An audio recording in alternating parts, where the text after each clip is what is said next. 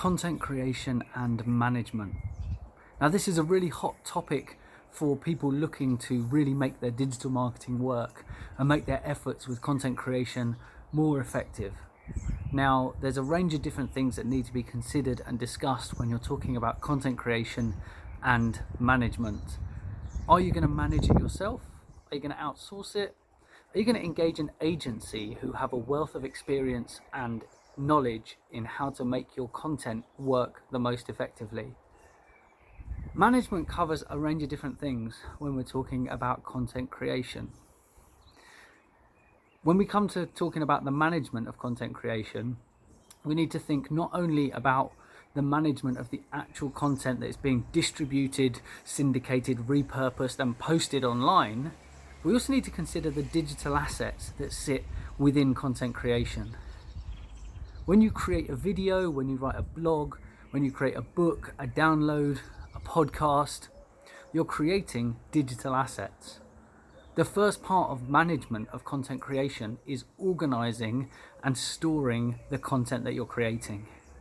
Unfortunately, far too many people miss the point of management of content creation in the fact that you actually need to build a solid structure and process for how you handle the digital assets and the content that you are creating. When you have a good workflow for how you manage your content creation, you will actually store things in an organized format that makes them easily accessible and puts them online so that you can gain access to those and share them with people who need access at any given time. For us, we use a product called G Suite from Google that allows us to use cloud storage for all of our files, all of our media assets. And it also allows members of the team remotely to access those assets at any given time.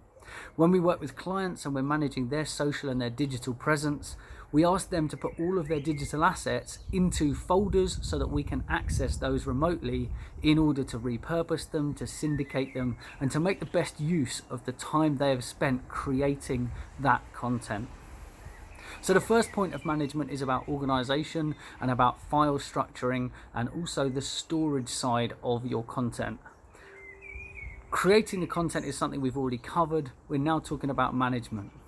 Once you've got everything organized, stored and accessible to the people who need it, what you then need to look at for management is whose job is it to deal with that content? Is it something you've outsourced? Is it a member of the team internally? Maybe an external member of the team that is maybe someone that you're using that's a freelancer or an agency to manage that for you? Is it something you're going to do yourself, or will it be outsourced? These are the two things that you need to think about. The management of that content goes down to the point of what happens when the content goes into that storage. What happens beyond that storage? Is it getting posted straight out? Is it getting scheduled out natively in platform? Is it getting scheduled out through a scheduling tool, third party to the platform? Is it being posted natively in the platform at a specific given time? Management covers a whole range of different things that you need to consider, but you do need to consider all of them. When you're managing your content well, it will perform better. You will do less work and get better results if you have a good workflow and a good management system in place for your content creation. Content creation and management is a really hot topic for making sure your time is effective, efficient and productive. So think today about how you're going to manage it. Who's going to be responsible for it? Where are you going to store it? How are you going to publish and syndicate that content out? Who's responsible for repurposing it and in what formats? And most importantly, why are you doing it that way?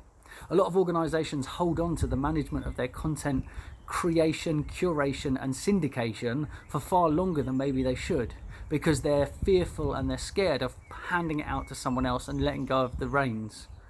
What actually happens when you empower other people, either in your team, freelancers, agencies, externally to your organization, is you gain the benefit and experience that they've got and the insights that they've gained from other clients in how to best use your content to make it perform better for you online.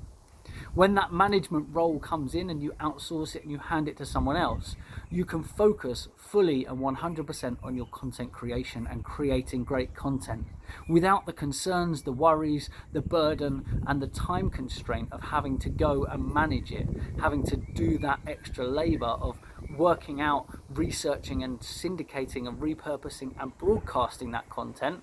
You can just focus on creating amazing content. Remember, creating amazing content isn't about getting expensive equipment. It isn't about doing things a specific certain way. It has to be your way of creating content. Remember, people want to connect with you, your business and your brand. So show up in your content exactly how people would meet you if they were to meet you in person.